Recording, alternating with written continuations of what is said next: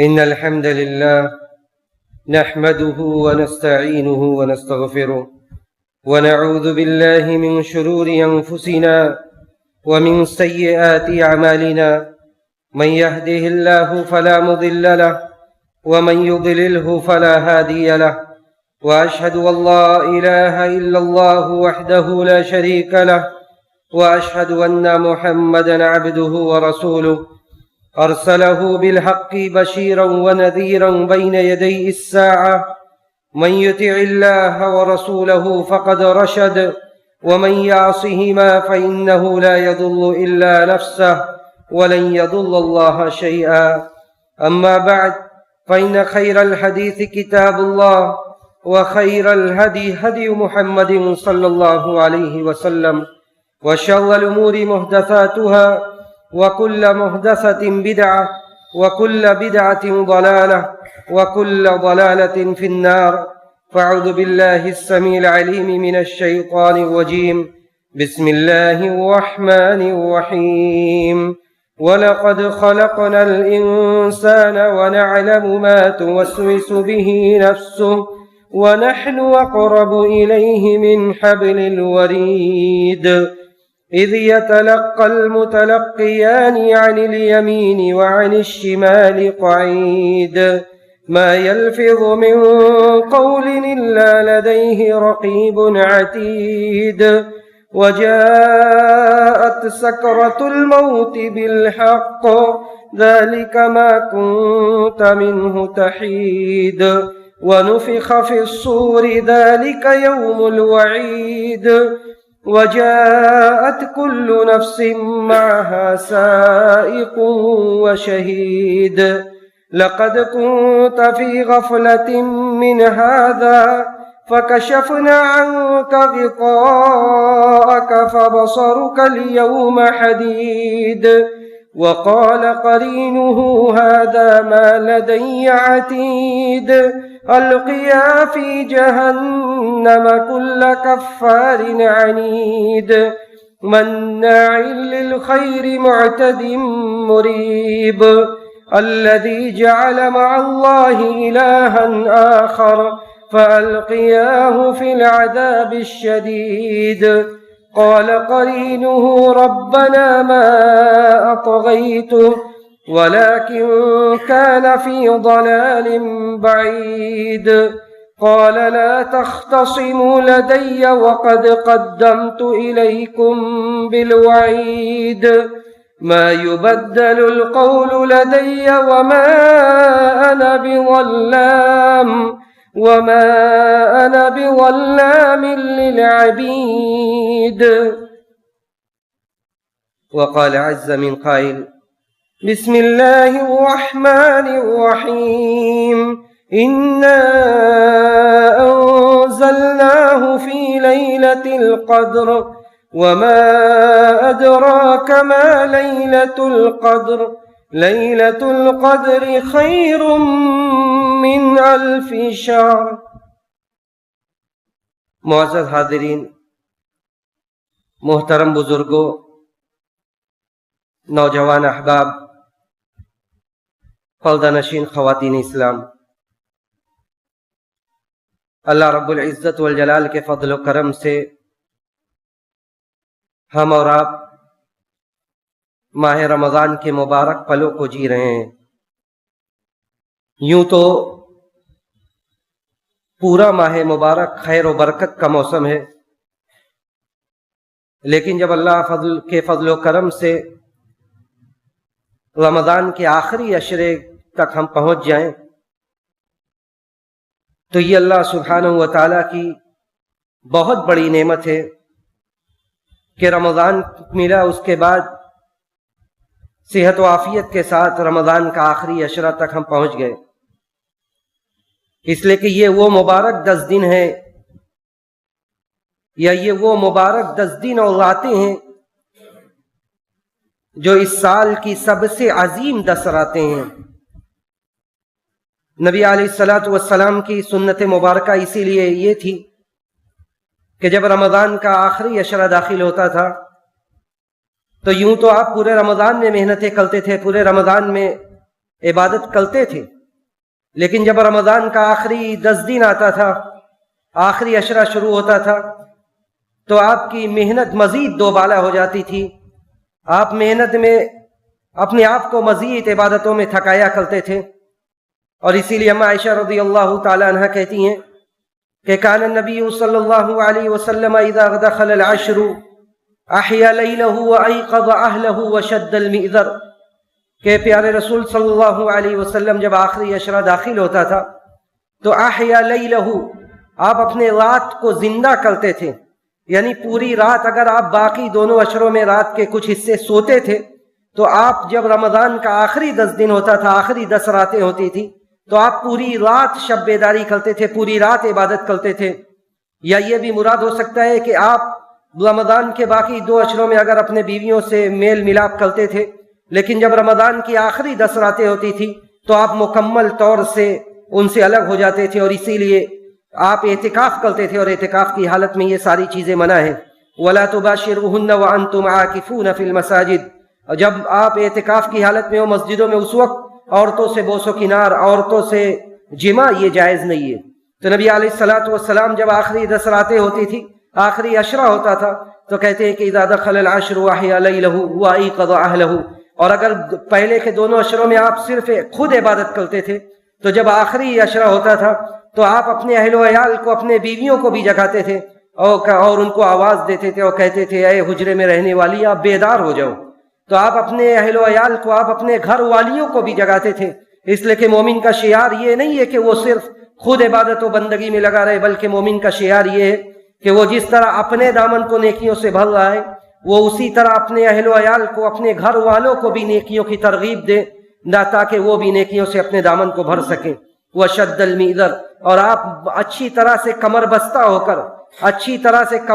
ہو کر آپ عبادت میں منہمک ہو جایا کرتے تھے. اور اسی لیے نبی علیہ الصلوۃ والسلام کے بارے میں عام روایت یہ کہ یجتہد فی العشر الاواخر ما لا یجتہد فی غیرہ، کہ آپ جس طرح محنت و مشقت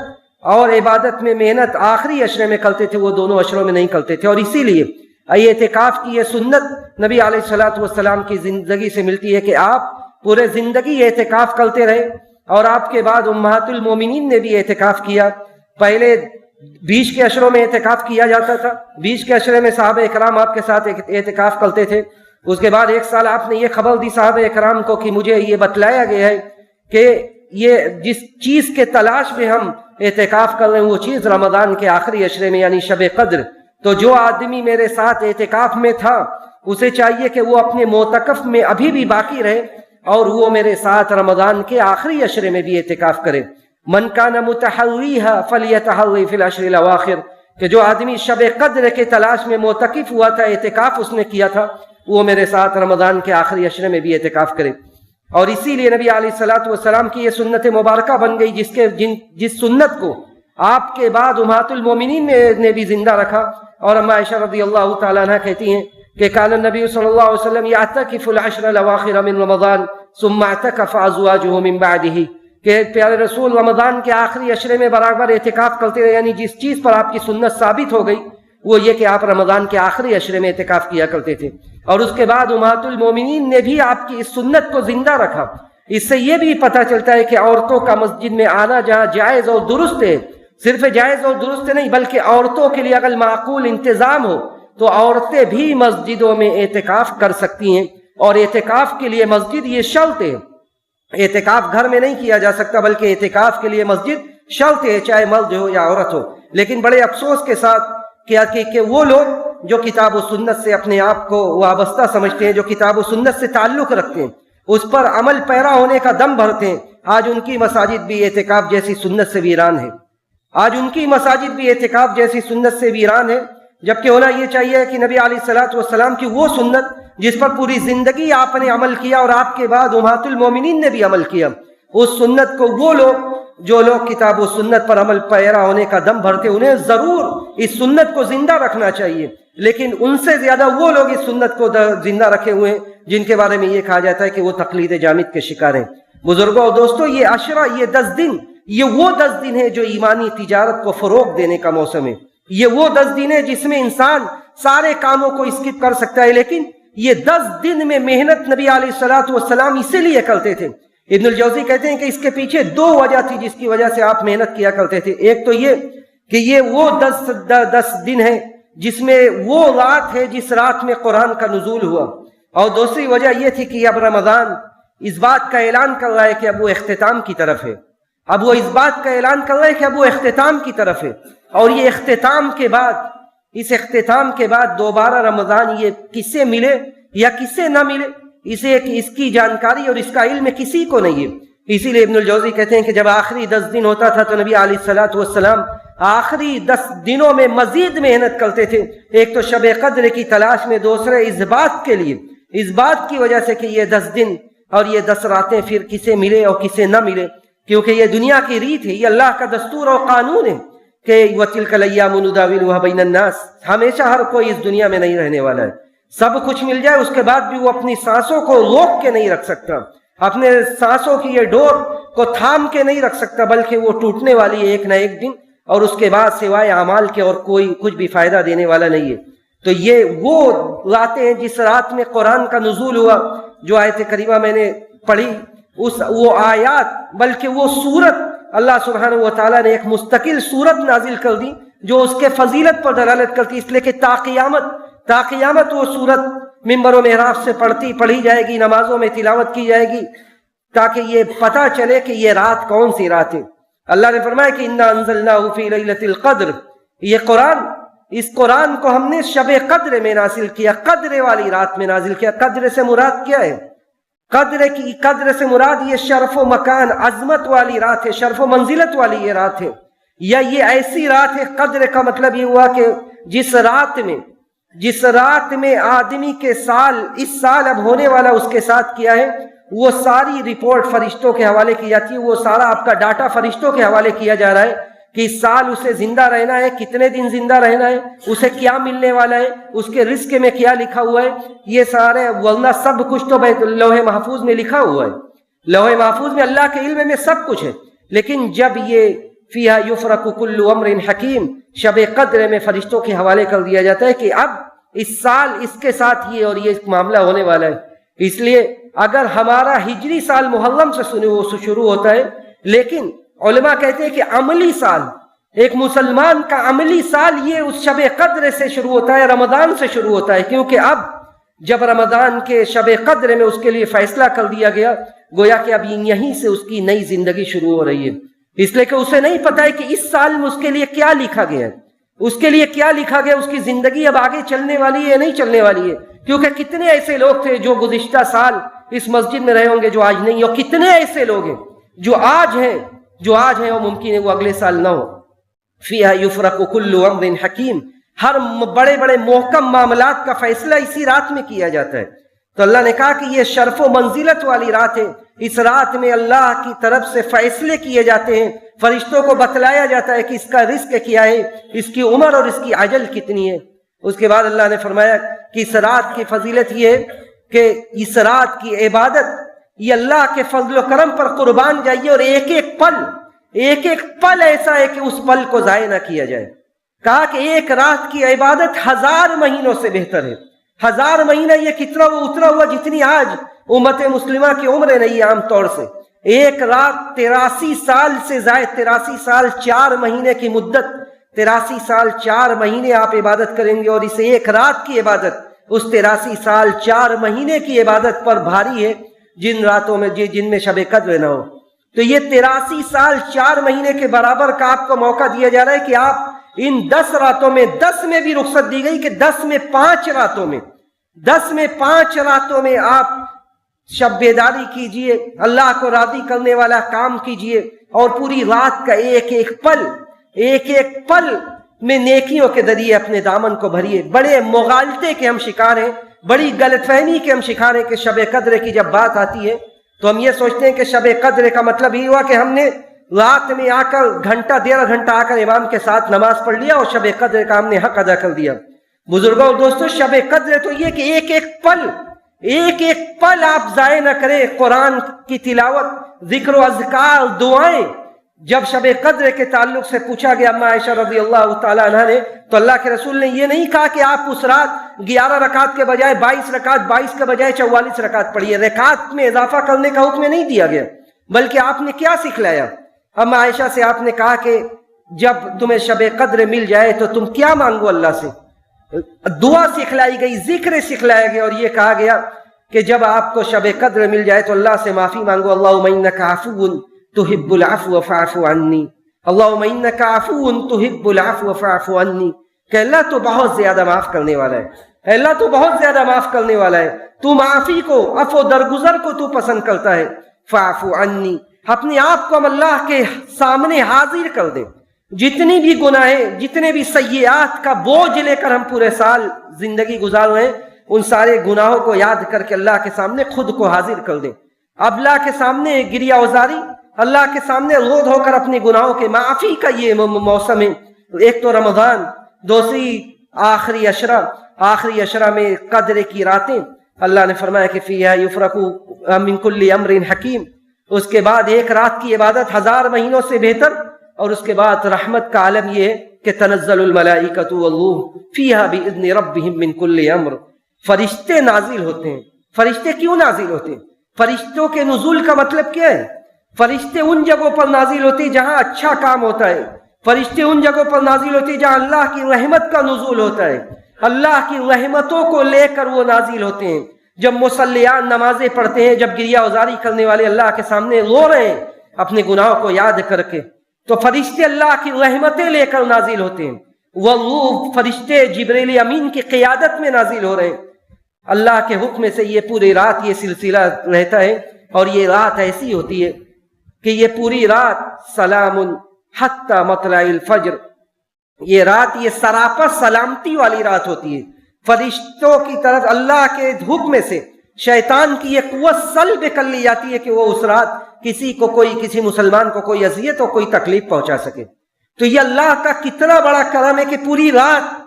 رات آپ کو موقع دیا گیا کہ آپ اس ایک رات میں 83 سال سے زائد کی عبادت کو کمائیں، اور اس ایک رات میں اللہ سبحانہ و تعالیٰ خود آسمان دنیا پر نزول کر رہا ہے، اور کہہ رہا ہے کہ حل من سائل فاعطیہ، حل من مستغفر فاغفر لہ، کہ کوئی سوال کرنے والا ہے کہ میں اس کی مراد کو پوری کر دوں، کوئی معافی مانگنے والا ہے کہ میں اسے معاف کر دوں۔ یہ اللہ خود فرما رہا ہے آپ سے، یہ اللہ خود فرما رہا ہے۔ یوں تو پورے رمضان یہ اعلان کیا جا رہا ہے، پورے رمضان جہنم سے گردنوں کو آزاد کیا جا رہا ہے، لیکن شب قدر عبادت بخشش اور معافی کی یہ رات ہے، عبادت بخشش اور معافی کی یہ رات ہے۔ اور پورا عشرہ، اسی لیے نبی علیہ الصلوۃ والسلام نے پہلے صحابہ سے کہا کہ آدمی شب قدر کو تلاش کرے رمضان کے آخری عشرے میں۔ اس کے بعد آپ کی رحمت دیکھیے، وَكَانَ بِالْمُؤْمِنِينَ رَحِيمًا، کہ آپ نے مزید قریب کر دیا معاملہ، اور کہا کہ جو آدمی تلاش کرنا چاہے وہ اسے چاہیے کہ وہ رمضان کے آخری عشرے کی طاق راتوں میں تلاش کرے، یعنی طاق راتوں میں زیادہ امکان ہے کہ طاق راتوں میں یہ، بلکہ آپ نے یہاں تک بعض روایات میں کہا، جب 2 راتیں گزر گئی تو آپ نے کہا کہ جو ابھی تک عاجز ہے اسے چاہیے کہ آخری کی جو راتیں ہیں ان راتوں میں شب قدر کو تلاش کرے۔ اس کے علاوہ اور بھی روایات ہیں، ساری روایات کو جمع کرنے سے یہی بات پتہ چلتی ہے کہ شب قدر کا حتمی علم یہ صرف اللہ کو ہے، کہ قدر کی رات کب ہے اس کا حتمی علم صرف اللہ کو ہے، لیکن یہ یقین ہے کہ یہ شب قدر یہ آخری عشرے کی طاق راتوں میں، اور یہ ہر سال بدلتی رہتی ہے، ہر سال بدلتی رہتی ہے۔ اگر نبی علیہ الصلوۃ والسلام کے زمانے میں جو آپ نے علامت بتلائی تھی کہ میں نے خواب دیکھا کہ میں اس صبح مٹی اور پانی میں میں سجدہ کر رہا ہوں، تو وہ رات اس سال 21ویں رات تھی۔ اس کے بعد آپ نے کچھ علامت بتائی جو 23ویں رات پر فٹ ہوئی، ساری روایات کو جمع کرنے کے بعد اسی لیے علماء نے کہا کہ یہ ہر سال یہ راتیں بدلتی رہتی ہیں، تاکہ امت ایک رات پر صرف اکتفا نہ کرے، کم از کم اتنا موقع دیا گیا کہ 83 سال کی عبادت آپ کریں، اس کے لیے آپ 5 راتوں میں بے شب بیداری کیجئے، 5 راتوں میں عبادت کیجئے، 5 راتوں میں اللہ کو راضی کرنے والے ایسے کام کیجئے جس کام سے ہماری اور آپ کی آخرت سنور جائے۔ اور یہ صرف شب قدر رات میں نماز پڑھنا نہیں ہے، نمازوں کے ساتھ دوسری عبادتیں، اور اس کے علاوہ پورا یہ عشرہ ان عبادتوں کے ذریعے اس کو آباد کیجئے جو عبادتیں ابھی تک آپ سے پیچھے رہ گئی۔ اگر نمازی اگر ہم اور آپ پورے رمضان ہم نے پڑھا ہے اور پورے سال پڑھنا ہے بلکہ پوری زندگی پڑھنا ہے، لیکن اگر نمازوں کے آگے پیچھے کی سنتیں رہ گئی ہیں تو جب یہ آخری عشرہ داخل ہو رہا ہے تو ہم یہ عزم مصمم کر لیں کہ اگر ہم فجر کی نماز پڑھیں گے تو بالکل اہتمام کے ساتھ جماعت سے پہلے ہم 2 رکعت فجر کی سنت پڑھیں گے، جو خیر من الدنیا وما فیہا۔ یہ آخری عشرے اور آخری عشرے میں فجر کی 2 رکعت سنت خیر من الدنیا وما فیہا، یہ دنیا اور دنیا میں جو کچھ ہے، جتنا مال و منال دولت و ثروت آپ نے کما لیا، جتنا عزت و وقار آپ نے بنا لیا، ان سارے چیزوں پر فجر کی 2 رکعتیں سنت یہ بھاری ہے۔ اگر آپ ظہر کی جماعت سے نماز پڑھنے آ رہے ہیں تو آپ یہ تحیہ کر کے آئیں،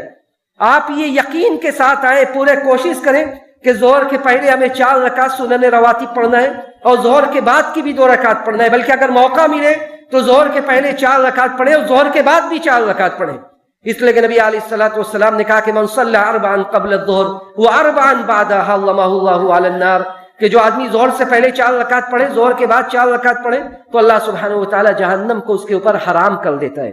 یوں تو عصر کے پہلے کوئی سنن رواتب نہیں ہے، لیکن کیا آپ کو اس بات کا علم ہونا چاہیے کہ عصر کے پہلے 4 رکعت پڑھنے والوں کے بارے میں کیا کہا گیا؟ نبی علیہ الصلوۃ والسلام نے کہا کہ من صلی 4 قبل العصر رحم اللہ عمران صلی قبل العصر 4، کہ اس آدمی پر اللہ کی رحمت ہو، ہمیں اللہ کی رحمت کی ضرورت ہے، کہا اس آدمی پر اللہ کی رحمت ہو جو عصر سے پہلے 4 رکعت پڑھے،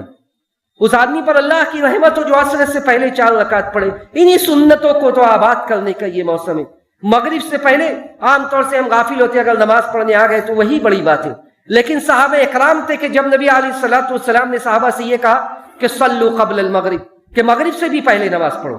آپ نے 3 مرتبہ کہا کہ صلوا قبل المغرب، صلوا قبل المغرب، تیسرے مرتبہ میں آپ نے کہا کہ لمن شاء، جو چاہے وہ مغرب سے پہلے بھی 2 رکعت پڑھے۔ کہتے ہیں کہ صحابہ اکرام کہ جب نبی نے یہ حدیث بیان کی تو مسجد نبوی میں اس کے بعد جب باہر سے کوئی آتا تھا تو ایسا لگتا تھا کہ فرض نماز ہو رہی ہے، کوئی کھمبا نہیں خالی بچتا تھا، لیکن صحابہ اکرام مغرب سے پہلے 2 رکعت پڑھتے تھے، صحابہ اکرام مغرب سے پہلے 2 رکعت پڑھتے تھے۔ اسی طرح عشاء کی نماز رمضان میں بہت غفلت ہوتی ہے، کھا پی کر جب آدمی بوجھل ہو جاتا ہے تو عشاء کی نماز خاص طور سے آخری عشرے میں دیکھنے میں آتا ہے مسجدوں میں 2-2 3-3 صف سے جماعت ہو رہی ہے۔ بزرگوں اور دوستوں، یہ عشاء کی نماز آخری عشرے میں، وہ بھی قدر کی رات، وہ بھی طاق رات، اس رات کا اہتمام تو یہ ہونا چاہیے کہ آپ عشاء کی نماز میں اذان سے پہلے مسجد میں حاضر ہو، اذان سے پہلے مسجد میں حاضر ہو، اس لیے کہ بعض روایات میں یہ بھی آتا ہے کہ جو آدمی عشاء کی نماز باجماعت پڑھ لے اور فجر کی نماز باجماعت پڑھ لے، گویا کہ اس نے پوری رات قیام کیا، اس نے پوری رات قیام کیا۔ تو ہم تہجد کا تو اہتمام کریں، اور اہتمام ہونا بھی چاہیے، لیکن ہم فرائض سے غفلت برت کر تہجد کا اہتمام کریں، یہ نہیں ہے، یہ جائز اور روا نہیں ہے کہ ہم تہجد کا اہتمام کریں اور فرائض سے غفلت برتیں۔ تو جو سنن رواتب میں جب آپ ان 12 رکعتوں کو نبھائیں گے، 12 رکعتوں کو جب آپ نبھائیں گے تو ہمارے لیے وہ گھر تعمیر ہوگا جس گھر کی ہمیں اس گھر کے بعد ضرورت ہے۔ نبی علیہ الصلوۃ والسلام نے کہا کہ جو آدمی من صلی فی یوم ولیلۃ 12 رکعۃ بنی لہ بیت فی الجنہ، جو آدمی دن و رات میں 12 رکعت کا اہتمام کرتا ہے اس کے لیے ایک جنت میں ایک گھر بنایا جاتا ہے۔ ہم سب کی خواہش کیا ہے، ہم سب کی مراد کیا ہے، یہی مراد ہے کہ قبر کی زندگی کی تاریکی چھٹ جائے، قبر کی زندگی جو اس زندگی سے بہت لمبی ہے، یہ زندگی 60 سالہ 70 سالہ، اس کے بعد لیکن 60 سالہ 70 سالہ کے بعد جب انسان قبر میں جاتا ہے تو یہ قبر کی زندگی کتنی لمبی ہے، جب تک سور میں پھونک نہیں ماری جائے گی اس وقت تک یہ برزخی زندگی ہے۔ اس کے بعد برزخی زندگی کے بعد جب حساب و کتاب ہوگا، ایک دن 50,000 سال کے برابر، ایک دن 50,000 سال کے برابر۔ یہاں 60 سالہ 70 سالہ زندگی کی لذت کے لیے ہم اللہ کے فرامین کو، اللہ کے احکام کو ہم چھوڑ رہے ہیں، اللہ کے احکام کو ہم پشے پشت ڈال رہے ہیں۔ یہاں پوری اخروی زندگی، برزخی زندگی، اور اس کے بعد ابدی اور دائمی زندگی، جنت اور جہنم، یہ سب پڑا ہوا ہے اور ہم اس موقع کو نہیں بھلا رہے۔ اور یہی مطلوب ہے کہ نبی علیہ الصلوۃ والسلام نے کہا کہ جو ان 12 رکعتوں کا اہتمام کرے اس کے لیے جنت میں ایک گھر بنایا جائے گا۔ تو بزرگوں اور دوستوں، یہ آخری عشرہ، یہ 10 دن، یہ بہت ہی مبارک ہے۔ جتنی بھی اہمیت بیان کی جائے، جتنے بھی فضائل بیان کیے جائے وہ کم ہے کہ سلف کس طرح ان چیزوں کا اہتمام کرتے تھے، اور سلف کس طرح ان چیزوں کا اہتمام کرتے تھے، نبی علیہ الصلوۃ والسلام کے صحابہ کس طرح اہتمام کرتے تھے، اعتکاف کی سنت کو کس طرح زندہ کیا جاتا تھا، قرآن کی آیات، قرآن کی آیات، قرآن کو پڑھنے کا کس طرح اہتمام کیا جاتا تھا. جبرائیل کے ساتھ جب آپ کا دور ہوتا تھا تو آپ کس طرح قرآن کا مدارسہ کیا کرتے تھے، قرآن کا مدارسہ کیا کرتے تھے. اس لیے بڑی عاجزی کے ساتھ میں سب سے پہلے اپنے آپ سے اور آپ سب کو اس بات کی وصیت کروں گا کہ ہم آخری عشرے کو جس غفلت میں گزارتے ہیں، نمازوں میں لاپرواہی، اس کے بعد تراویح کو ہلکے میں لینا. تراویح کل اگر آپ کسی سے پوچھیں گے تو وہ کہے گا کل تراویح ختم ہو گئی. بزرگوں دوستو، تراویح نہیں ختم ہوئی، یہ ختم قرآن ہوا ہے، قرآن مکمل ہوئی ہے کل. تراویح اللہ کے رسول صلی اللہ علیہ وسلم نے کہا کہ من قام رمضان ایمانا و احتسابا، کہ جس کو مغفرت کا پروانہ سنایا گیا، جس کو مغفرت کی ضمانت دی گئی، وہ اس کے لیے یہ شرط لگائی گئی ہے کہ من قام رمضان ایمانا و احتسابا، کہ جو آدمی رمضان میں قیام اللیل کرے گا ایمان و ثواب کی نیت سے. رمضان یہ 19 دنوں کا نام نہیں ہے، رمضان یہ 15 دنوں کا نام نہیں ہے، 15 راتوں کا نام نہیں ہے، بلکہ رمضان یہ پورے 29 دن یا 30 دن کا نام ہے. تو یہ کہاں سے فتویٰ آ گیا کہ 19 دن میں ہم نے تراویح ختم کر دی، اس کے بعد رات میں ہم نے ہمیشہ کی نماز سے غافل، تراویح سے غافل، بہت بڑا اہتمام ہم نے کیا تو تاک راتوں میں تہجد کا اہتمام کر دیا. یہ سب اس بات کی طرف اشارہ ہے کہ ہم کہیں نہ کہیں غافل ہیں. نمازوں فرائض کی پابندی، فرائض کے ساتھ نوافل کی پابندی، اس لیے کہ یہ آخری عشرہ ایک ایک پل، مارکیٹ، بازار یہ تو پورے سال کھلا ہوا ہے، لیکن آخرت کا یہ بازار یہ صرف چند دنوں کا ہے، یہ صرف چند دنوں کا ہے. اور جو مومنین ہیں یرجون تجارت لن تبور، وہ ایسی تجارت کرتے ہیں جن تجارت میں گھاٹا نہیں ہوتا ہے. تو ضرورت اس بات کی ہے کہ ہم اپنے حالات پر نظر ثانی کریں، جن چیزوں میں ہم غافل ہیں ان چیزوں میں اپنی اصلاح کریں. اور یہ موقع بار بار نہیں ملتے، یہ موقع یہ بار بار نہیں ملتے. یہ موقع یہ اللہ کی طرف سے بہت بڑا عطیہ ہے، بہت بڑا تحفہ ہے کہ ہمیں رمضان ملا. رمضان کے بعد اب آخری عشرہ ہمیں مل رہا ہے تو ہم اللہ سبحانہ و تعالیٰ کی اس نعمت کی قدردانی کریں، اپنے دامن کو نیکیوں سے بھریں، کثرت سے دعائیں کریں اپنے لیے، اس پورے امت مسلمہ کے لیے، اپنے اعزاء اقربا کے لیے. ہم اللہ سبحانہ و تعالیٰ سے یہی دعا کرتے کہ بار الہ ہم نے ماہ رمضان میں جو بھی نیکیاں کی تو اسے شرف قبولیت سے نواز دے. بار الہ تو ہماری اصلاح کر دے، ہمارے دلوں میں اپنا خوف، اپنی خشیت پیدا کر دے. بار الہ تو ہمارے دلوں کو تقوی سے آباد کر دے. بار الہ آخری عشرہ میں ہمیں اپنے دامن کو نیکیوں سے بھرنے کی توفیق نصیب فرما.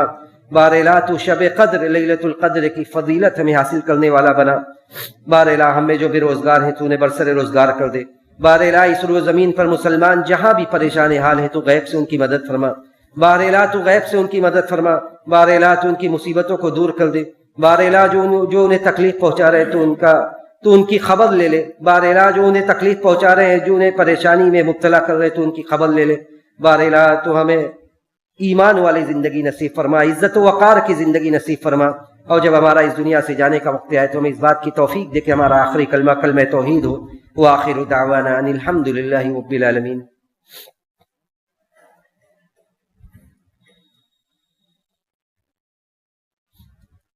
الحمد لله على إحساني والشكر له على توفيقه وامتناني وأشهد أن لا إله إلا الله تعظيما لشأني وأشهد أن محمدا عبد الله ورسوله والداعي إلى رضواني. إن الله وملائكته يصلون على النبي يا أيها الذين آمنوا صلوا عليه وسلموا تسليما.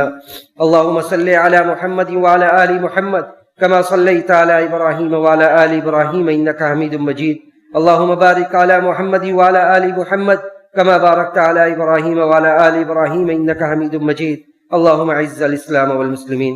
اللهم أعز الإسلام والمسلمين وأذل الشرك والمشركين ودمر أعداء الدين. اللهم دمر أعداء الدين واحمي حوضة الإسلام يا رب العالمين. اللهم انصر أمة محمد، اللهم انصر أمة محمد، اللهم ارحم أمة محمد رحمة عامة، اللهم ارحم أمة محمد رحمة عامة. اللهم لعن الكفرة واليهود والمشركين الذين يصدون عن سبيلك ويقاتلون أولياءك. اللهم شتت شملهم، اللهم شتت شملهم، اللهم فرق جمعهم، اللهم زلزل أقدامهم وخالف بين كلمتهم وأنزل بهم بأسك الذي لا ترده عن القوم المجرمين. اللهم لا ترفع لهم راية، اللهم لا ترفع لهم راية واجعلهم إبرة وآية. ربنا آتنا في الدنيا حسنة وفي الآخرة حسنة وقنا عذاب النار.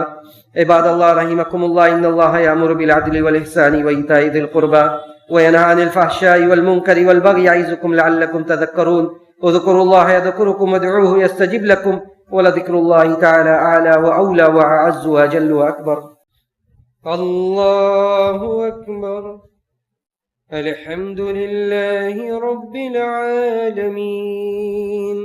الرحمن الرحيم مالك يوم الدين إياك نعبد وإياك نستعين اهدنا الصراط المستقيم صراط الذين أنعمت عليهم غير المغضوب عليهم ولا الضالين آمين. سبح اسم ربك الأعلى الذي خلق فسوى والذي قدر فهدى والذي أخرج المرعى فجعله غثاء أحوى سنقرئك فلا تنسى إلا ما شاء الله إنه يعلم الجهر وما يخفى ونيسرك لليسرى فذكر إن نفعت الذكرى سيذكر من يخشى ويتجنبها الأشقى الذي يصلى النار الكبرى ثم لا يموت فيها ولا يحيا قد أفلح من تزكى وذكر اسم ربه فصلى بل تؤثرون الحياة الدنيا والآخرة خير وأبقى إن هذا لفي الصحف الأولى صحف إبراهيم وموسى. الله أكبر. الحمد لله رب العالمين الرحمن الرحيم مالك يوم الدين إياك نعبد وإياك نستعين اهدنا الصراط المستقيم صراط الذين أنعمت عليهم غير المغضوب عليهم ولا الضالين آمين. هل أتاك حديث الغاشية وجوه يومئذ خاشعة عاملة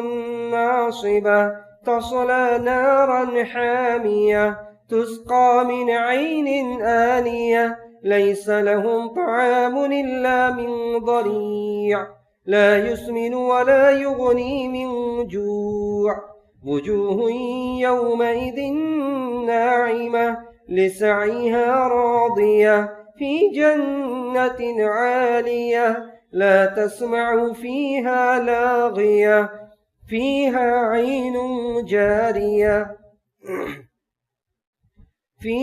عين جارية فيها سرر مرفوعة وأكواب موضوعة ونمارق مصفوفة وزرابي مبثوثة أفلا ينظرون إلى الإبل كيف خلقت وإلى السماء كيف رفعت وإلى الجبال كيف نصبت وإلى الأرض كيف سطحت فذكر إنما أنت مذكر لست عليهم بمسيطر إلا من تولى وكفر فيعذبه الله العذاب الأكبر إن إلينا إيابهم ثم إن علينا حسابهم. الله أكبر.